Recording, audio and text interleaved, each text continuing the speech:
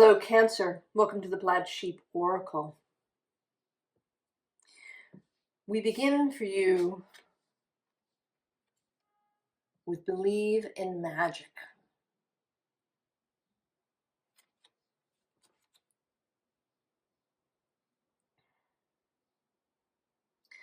We're in quite a moment, aren't we?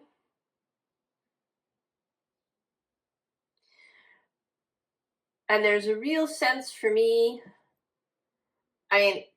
something that I think is always true, but that feels especially important in this moment, is the power of what we believe.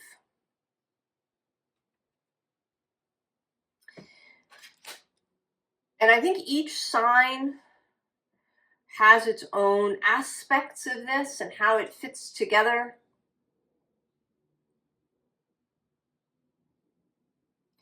And interestingly, an energy that's come up for this reading through other things that I saw or heard before I did the reading, and a song that I heard when I put all the cards out, that there's an underlying energy here of freedom.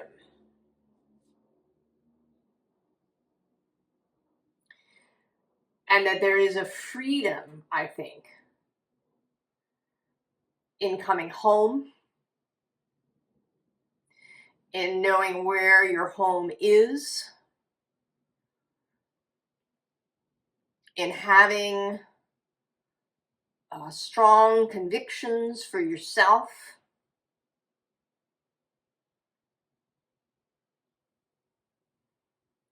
and beliefs for yourself, and that there is something about Cancer, about this coming home,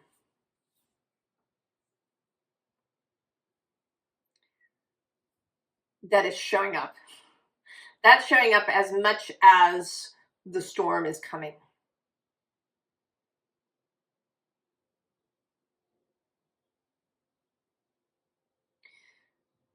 And that engaging with the storm will be easier, in fact, exciting, when you have come home. The scene underlying here is illumination. And right below that is summer dreaming.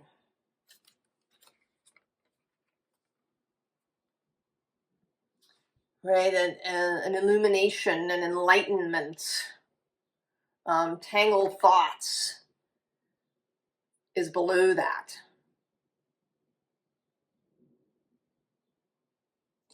And, you know, these birds can be seen as coming and or going. Maybe both. But we'll come back to that in a minute.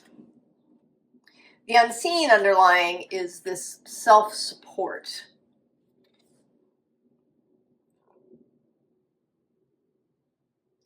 Personal conviction.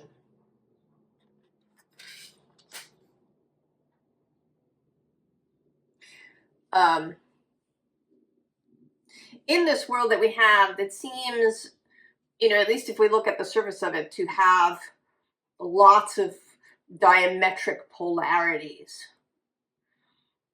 You know, there is this sort of hyper independent view that is kind of epitomized by the West, particularly by the United States. You know, personal choice, that you have everything that you need, that you should supply everything you need.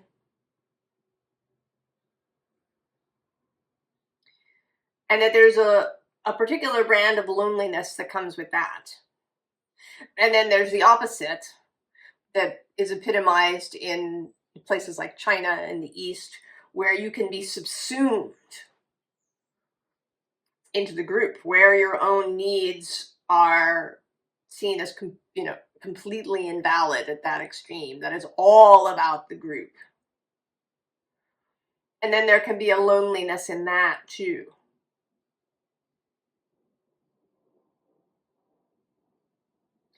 But that there is a right to come home is to come to the understanding that we are both individuals who came here to experience individual life. Because we come from a place where we're all interconnected all the time. Where there, you know, really isn't individuality. And it's one of the things we want to experience. And at the same time that we are interconnected. That we, you know, feel one another, that we receive each other's thoughts. Also that we have interconnected needs, that we are, as humans, a species that needs connection.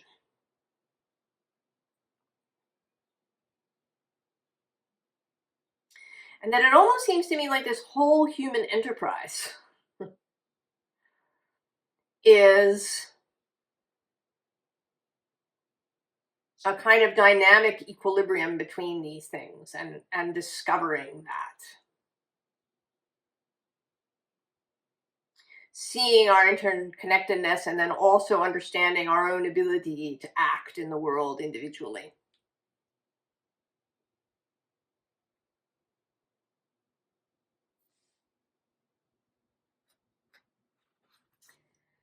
So we have the Five of Wands. Striving, there's a striving.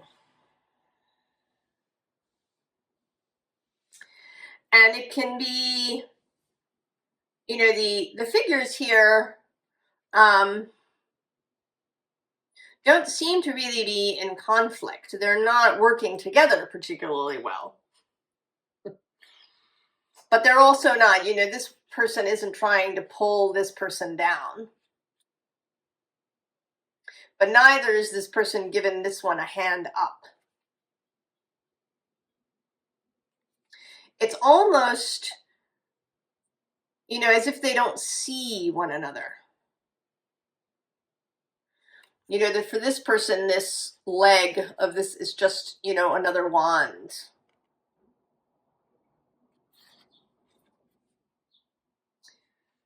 Below that is this Six of Wands. Triumph. But individual triumph. But then below that is the Knight of Cups, who I think has a bit of a different vision. And interestingly, right, the bottom here is Judgment. A personal realization and understanding. And I think that that is where it has to start.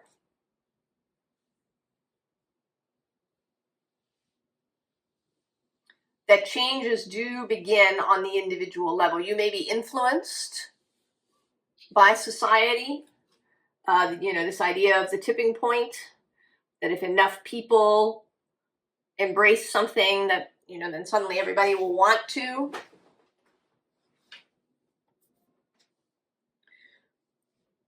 Beginning with the individual. And we see that here too, yeah? The birds. What we take in, what we release, the choices we make.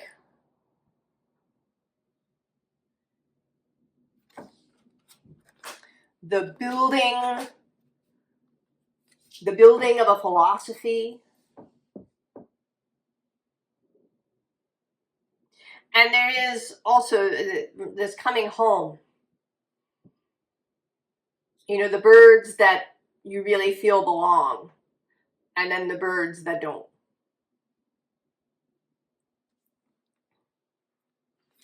And when you can come to that, right, then we get this death rebirth card.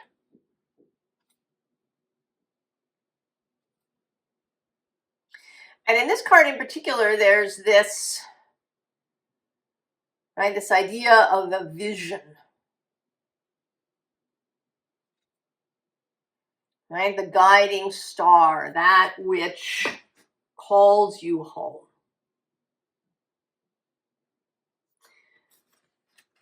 And then these two cards together, the Knight of Wands and the Four of Pentacles. So that, right, that which fires you up, that which is your passion, the ways that you act in the world, the ways that you create in the world. And then the Four of Pentacles as the basis, the foundation, the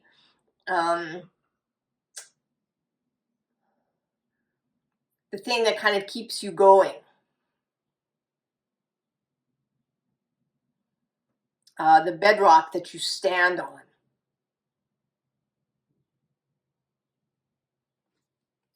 And that you need both of these things.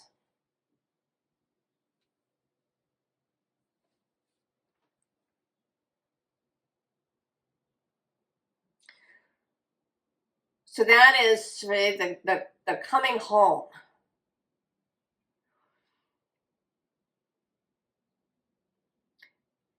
And then there's a sort of an inspiration that comes. So the Two of Cups, this moving outward to reconnect with others. Below it we have the Student of Water, who is the Page of Cups.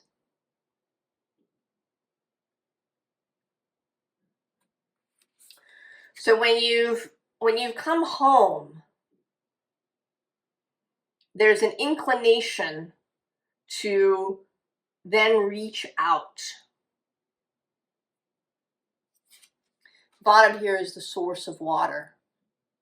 This card sits in the Queen of Cups spot, your court card. Recognizing yourself as a source of water, as source here on earth.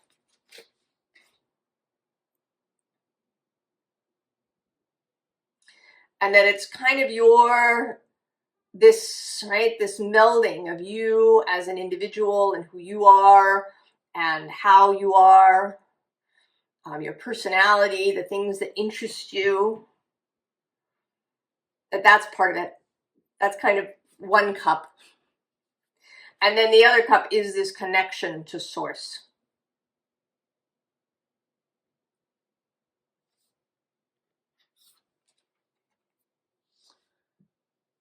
Nine of Fire. A new inspiration. A new vision that is taking you now.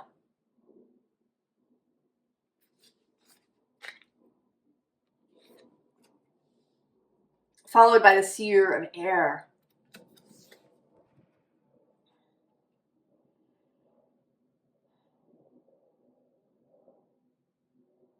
I mean, it seems like a whole different relationship with your thoughts, with your mind.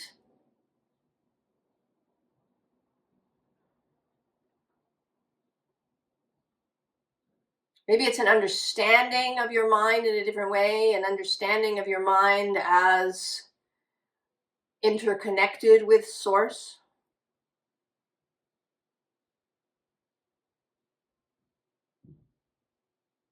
And also with your own body.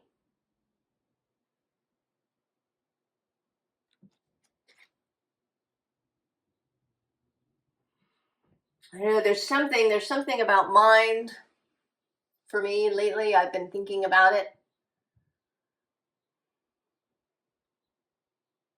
I mean, the way that there is an uptick in people in the world who really lean heavily into one side of the mind or the other.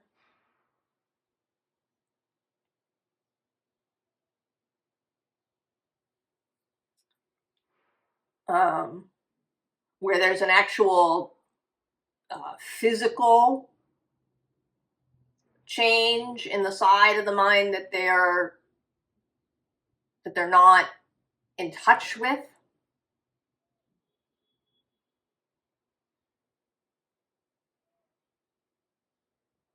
And that there's something about that there's a message, a symbolism about how we are societally, right? This feels very much like thinking about these things.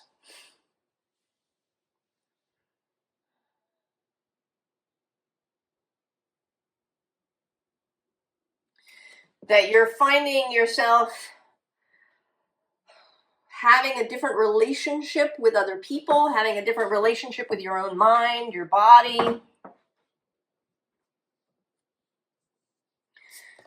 This believing in magic is about embracing a really symbolic way of living. Seeing things not in their absolute sense, but in their more symbolic sense.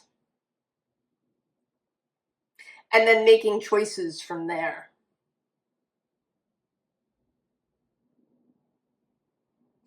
Because then we have the Four of Pentacles again. And, you know, this feels very much the creating the connection between the above and the below.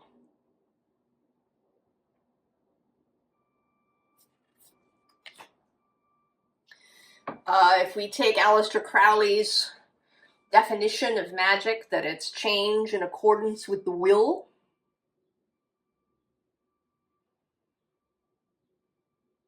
Where does that will come from?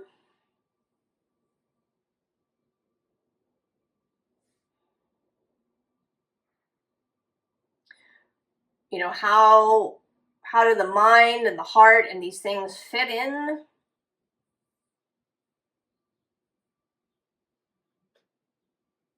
I mean, there's almost a sense of like creating a whole new system almost of magic.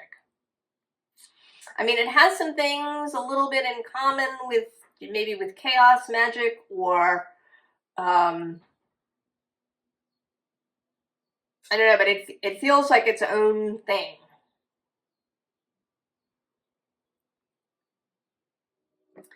Creating your own system of magic.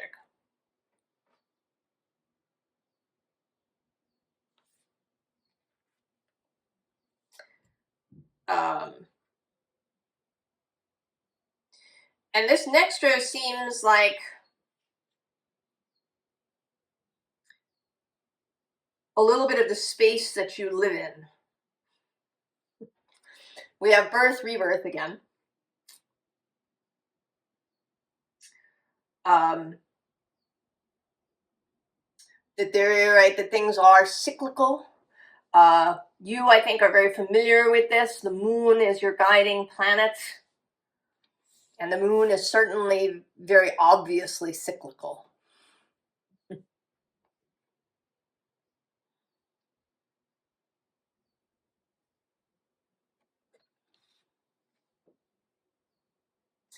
And that there will be, that you recognize how to really take advantage of the prevailing energies. So it's not, there's sometimes you hear talk in the astrology community of striving to transcend your natal chart.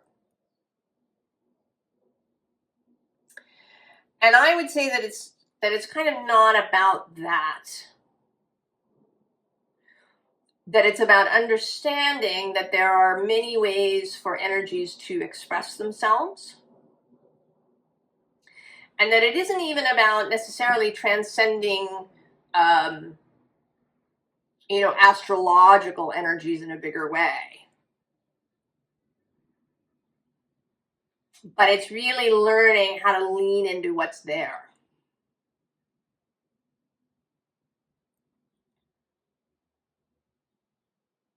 And to not necessarily take anybody else's definition.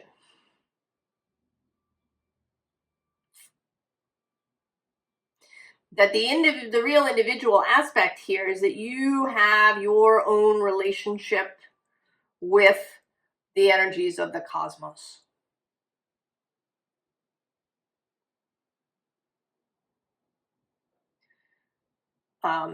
So what some person says about, you should do this kind of magic at the new moon and this kind at the full moon, if they want to do it that way, great, cool.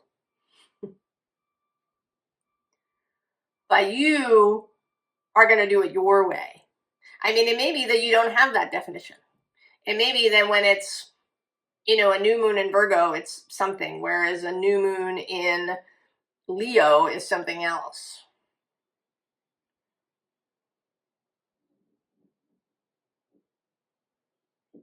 Or you may not even, think about things in those terms. It may be about you feeling your way in the given moment, that you don't pay attention to, exactly what day it is of the week or exactly where the moon is. If you wake up in the morning and you feel like doing this, then you do it. Right? The bottom here is trust. Trust yourself, trust the flow. And then we have the Merlin.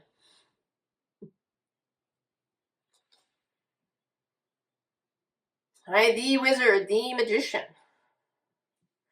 But he's got this dragon, he's got this little dormouse kind of character here. There's a cauldron going, there's, a book and a candle, and we can see kind of the moon is happening outside.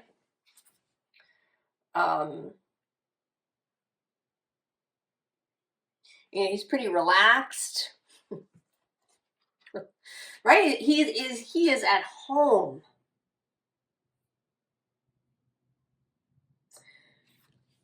And then we have death and the mystery. So there's also a comfort level with the idea that some things end.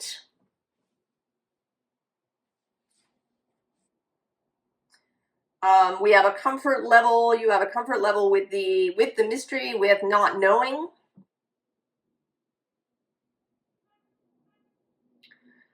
And it's interesting, the symbol for this mystery card is a little bit like the Libra symbol. It's not exactly the same, but it's similar.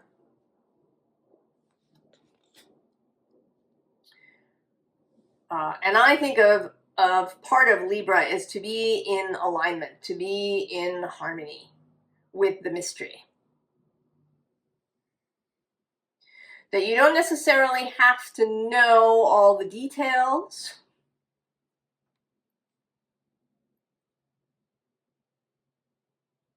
That you're willing to feel your way through.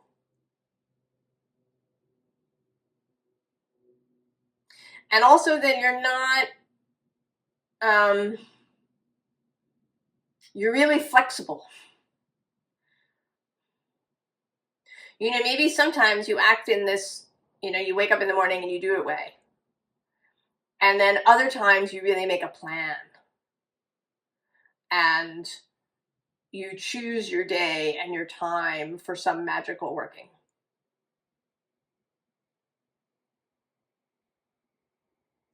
That there's a real flexibility to how you're willing to approach these things. That you don't concern yourself with external validation.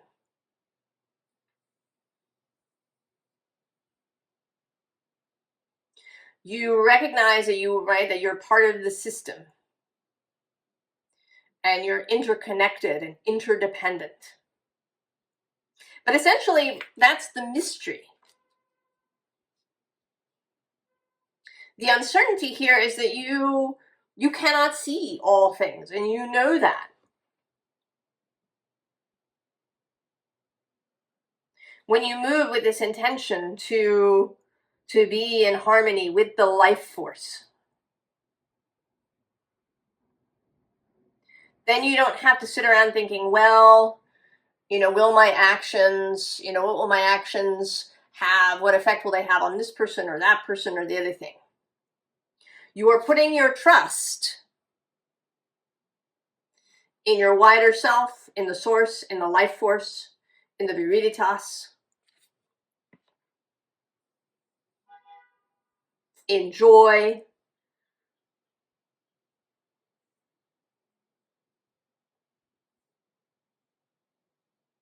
And right, you can only act for yourself, really, right? You can only, right, you are an individual still. You cannot see all things, even if we are interconnected with each other. So you trust that if you act in accordance with this harmony, if you put your efforts into coming home, being in integrity, being in alignment,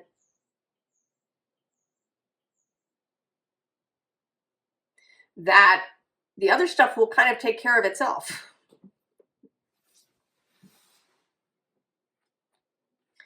And so then we have the Knight of Wands, this inspiration to take action. And below him is this Knight of Swords. So he's waiting, right? He waits for the signal.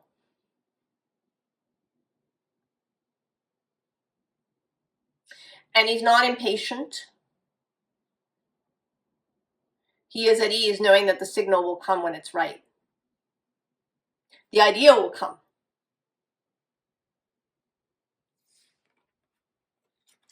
And actually below that is this kind of serenity of this Six of Swords. Now the bottom of this deck, interestingly, has this Judgment card. So this is you out in the world.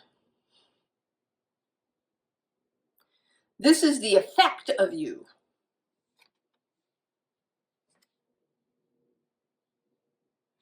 Right? Here you had your own understanding, awakening, illumination. And then your beingness shows this out in the world. And kind of here too, this, I feel like this is the version of this that we're kind of aiming for. So here today, this card is feeling, the Six of Wands is feeling very much like needing the external validation.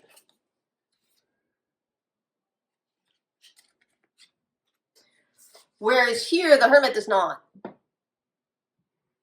The Hermit is connected to Source, connected to his light, and that's what he needs. But he's also happy to be seen.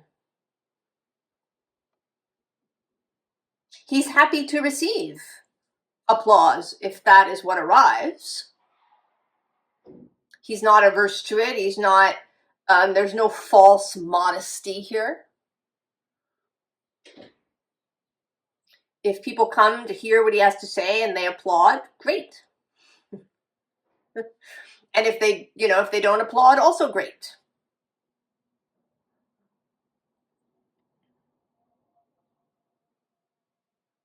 Because that's not, ultimately his purpose. Right? His purpose is to live his best as he can. To be at home.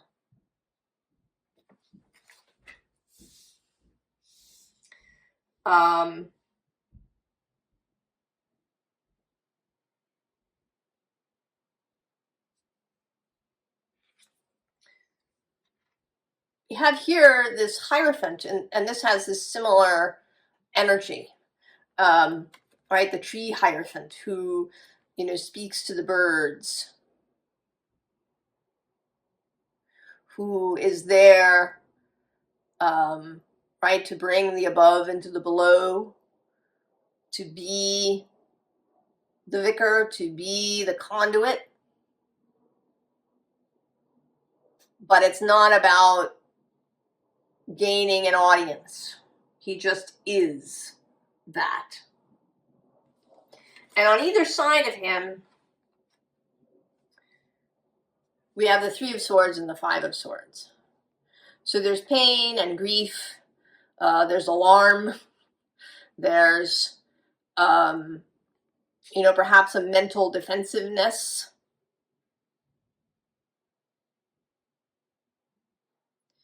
And that these things will exist around you, Cancer.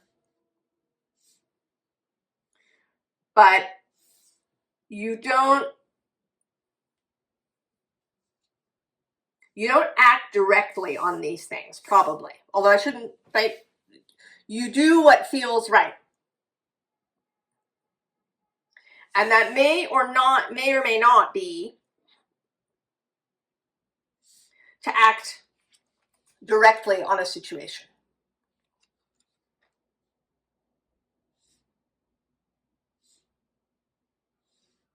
This is this feeling your way. That you know that your actions can have long-ranging consequences, even if, right, you're not acting directly. But maybe you do. So it is for you to decide.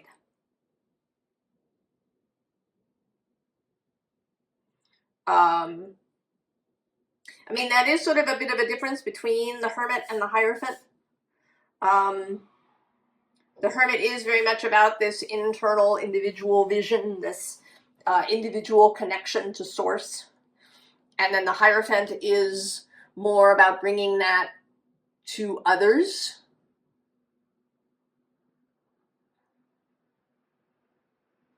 There is a sense, you know, perhaps of being a minister, of ministering to others.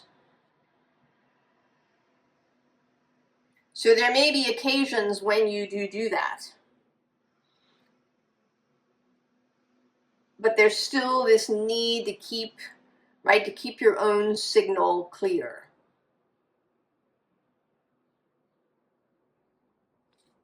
And to have understanding that you may not see all the consequences.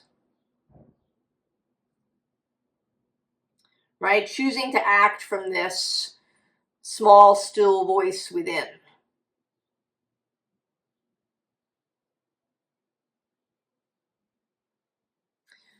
Formal advice. We have the Ancestor. He is the Hierophant in this deck. And here he has a kind of shamanic feeling. There's actually a sort of hermity feeling to him. I mean, both of these Hierophants are very much of the woods.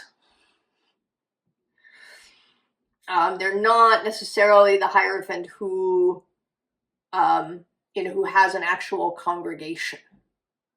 But you might. Below is this different Five of Arrows. Now, this Five of Arrows, I think, as frustration, is meant to be from the point of view of the archer who keeps missing. But I always see this card from the perspective of the goat. The flying through the fray without letting it touch you.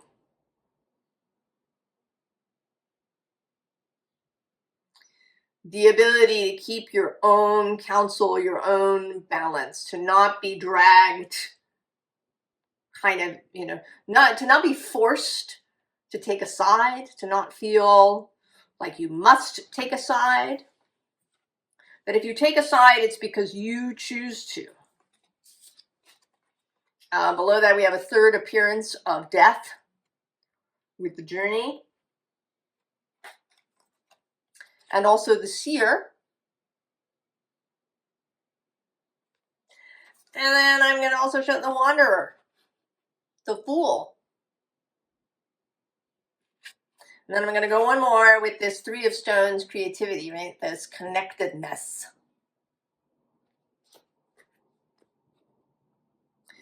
The bottom, not surprisingly, is the Queen of Swords.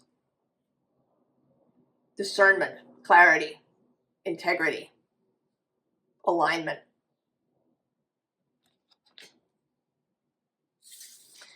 And then we have the Shaman. And I would say that whether you choose to be a shaman or something like that, a therapist, a counselor, a coach, a reader, an intuitive, any of these things, that you are doing it anyway. That this act of doing magic in alignment with Source, through this act of coming home, through this intention to live in harmony with your deepest, widest self, automatically makes you a shaman.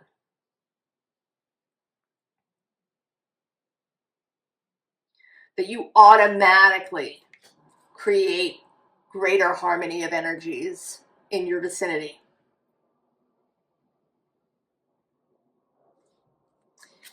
And then we have the Page of Stones, keeping an open mind, being a student, going slowly,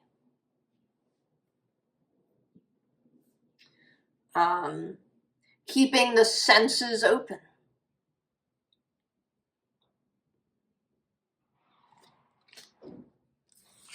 And then the Wheel, remembering, knowing that you are a thread within the whole thing. You as a human being, even if you're really connected to Source, you're really an open channel. I mean, you may get stuff, but you're never going to see the whole. It's too much. It's too big.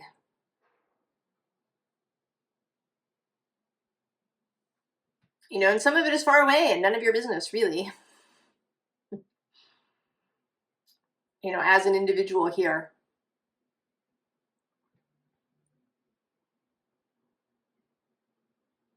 That you are a thread in the loom of weird.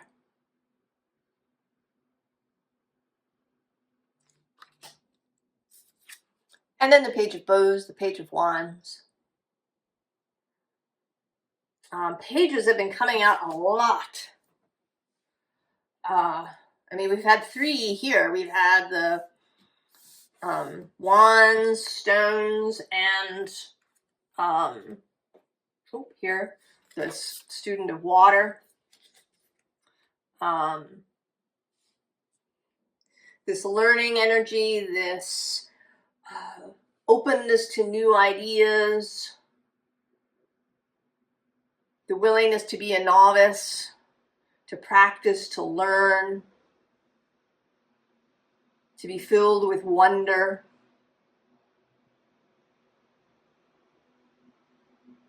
I think this is a necessity in the moment. The moment when a lot of change is possible to happen.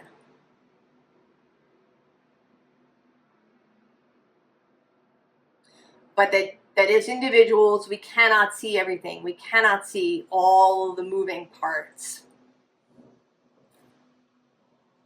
So that we trust that what we are inspired to do, when we're feeling good, when we're feeling at home, when we're open to alignment, when we're open to the energy of the life force,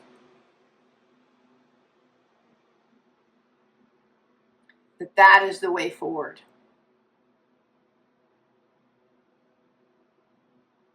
Creating your own system of magic. Cancer. I'm excited for you. Are you excited? I hope so. It feels really good.